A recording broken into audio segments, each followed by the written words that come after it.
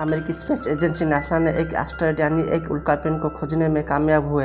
हैरानी की बात यह है कि ये एस्टेरॉयड पूरी तरह से लोहे का बना हुआ है, जिसे अगर धरती से लेकर बेचा जाए तो पृथ्वीवासियों को काफी मुनाफा होगा। चलिए जानते हैं इस एस्टेरॉयड के बारे में पूरी जानकारी। इंसानों को रातों रात अमीर बना देने वाला इस एस्टेरॉयड का नाम है 1652। इसकी खोज के बाद नासा की वैज्ञानिक काफी उत्साहित है। उन्होंने एस्टेरॉयड में मौजूद लोहे की जांच करने के लिए स्पेस एक्स का मालिक एलन मस्क से मदद मांगते हुए कहा कि उनकी स्पेस एजेंसी एस्टेरॉयड के ऊपर स्टडी करने के लिए स्पेस प्रूफ भेजे। अब नासा 1652 के ऊपर स्टडी कर रहा है, जिससे धरती पर रहने वाला हर इंसान अमीर बन सकती है। दरअसल ये एस्टेरॉयड पूरा का पूरा लोहा, निकेल और सिलिका से बना हुआ है, इसलिए ये धातु से बना एक कीमती एस्टेरॉयड है। अगर ये एस्टेरॉयड पर मौजूद धातु को धरती पर लेकर बेचा जाए तो इससे हर आदमी को तकरीबन 10,000 करोड़ का मुनाफा होगा। 1652 पर मौजूद लोहे की कुल कीमत करीब 10,000 क्वाड्रिलियन डॉलर है। एस्टेरॉयड 1652 मार्स और जुपिटर के बीच एस्टेरॉयड बेल्ट में मौजूद है, जो कि सूरज की चारों तरफ एक चक्कर पूरा करने में 5 साल की समय लगाती है। इसका एक दिन 4.5 घंटे का होता है, कि इसका वजन धरती की चंद्रमा की वजन की 1% होती है। लोहे से बनी इस एस्टेरॉयड की स्टडी पर जाने वाले स्पेसक्राफ्ट की नाम भी फाइकी रखा गया है, जो 226 किलोमीटर लंबे वाले इस एस्टेरॉयड के अध्ययन करेगी। स्पेसक्राफ्ट का क्रिटिकल डिजाइन पूरा हो चुका है। नासा का कहना है कि इस एस्टेरॉयड को धरती के करीब लाने की कोई भी योजना नहीं है, लेकिन इसके ऊपर जाकर इसकी लोहे की जांच करने के लिए योजना बनाई गई है। नासा के मुताबिक 2 अगस्त 2022 में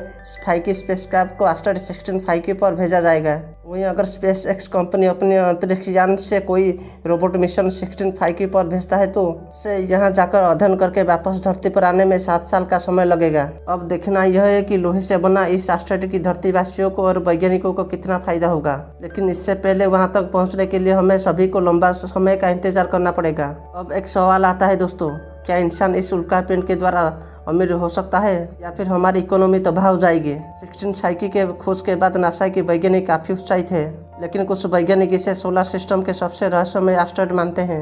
वैज्ञानिकों के मुताबिक अगर इस एस्टेरॉयड को धरती पर लाया जाता है तो इससे पूरी दुनिया की इकोनॉमी तबाह हो सकती है।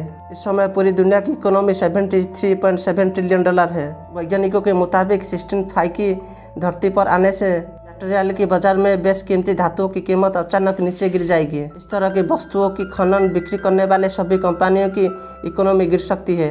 इससे पूरा बाजार बिगड़ जाएगी। इस तरह तो इंसान अमीर होने की बात दूर की बात है, बल्कि इससे पूरी इकोनॉमी बर्बाद हो सकती है। कुछ वैज्ञानिकों यह भी मानते हैं कि अगर इस एस्टेरॉयड का छोटा सा टुकड़ा धरती पर लाया जाता है तो इसके प्रभाव को संभालना काफी मुश्किल हो जाएगा। हालांकि नासा खुद कह चुका है कि वो 1652 को धरती पर लाने की कोई भी योजना नहीं है, बल्कि उस पर मौजूद लोहे की जांच करने के लिए तैयार हो चुका है। नासा इस मिशन के जरिए जानने की कोशिश करेगा कि इतिहास में ग्रह एक दूसरे से कैसे अलग हुए थे। ऐसा माना जाता है कि 1652 पहले एक ग्रह था, लेकिन सोलर सिस्टम के निर्माण के वक्त इसका एक बड़ा हिस्सा बर्बाद हो गया।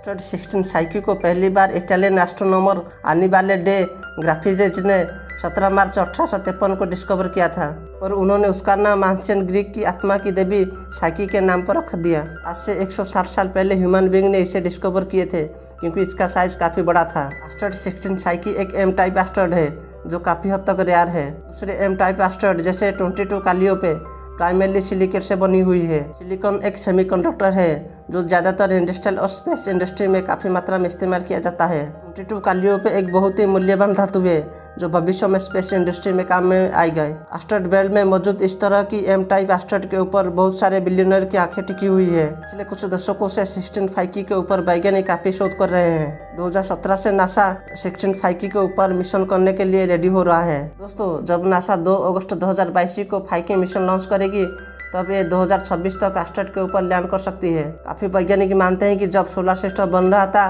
तब यहाँ भी एक प्लैनेट बनने की कोशिश कर रहा था, मगर अनफॉर्चुनेटली उसका ऑर्बिट मंगल और जुपिटर के बीच आ गया। ये मंगल और जुपिटर के ज़बरदस्त ग्रेविटी के कारण इसका सिर्फ कोर ही बचा रहा, और जिसे हम 1652 कहते हैं। इस उल्कापिंड से वैज्ञानिकों को जानकारी मिल सकती है कि आखिरकार एक प्लैनेट की कोर कैसे बनती है। तो दोस्तों, सवाल उठता है कि आज तक क्यों एस्टेरॉयड 1652 को माइनिंग नहीं की गई है? उसका उत्तर है टेक्नोलॉजी। हम आज के समय इतना एडवांस नहीं है कि हम स्पेस माइनिंग कर सके। आज तक ह्यूमन सिर्फ चांद तक ही जा पाया है, जिसकी आवर्ष दूरी 3 लाख किलोमीटर है, लेकिन एस्टेरॉयड बेल्ट में मौजूद इस 1652 की दूरी 3 एस्ट्रोनॉमिकल यूनिट है, यानी 300 मिलियन किलोमीटर है, जो कि धरती और चंद्रमा की दूरी का 1000 गुने से भी ज्यादा।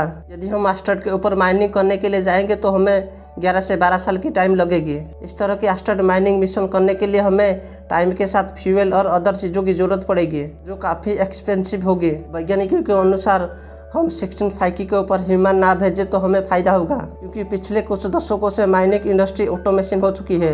माइनिंग इंडस्ट्री ऑटोमेशन होने के कारण फॉसिल फ्यूल इंडस्ट्री में जॉबलेस बढ़ रही है। ऑटोमेशन होने के कारण कंपनी को हाई प्रॉफिट होती है। इस तरह के कुछ कारणों की वजह से हम एस्टेरॉयड 16 फाइकी को आज तक माइनिंग नहीं कर पाए हैं।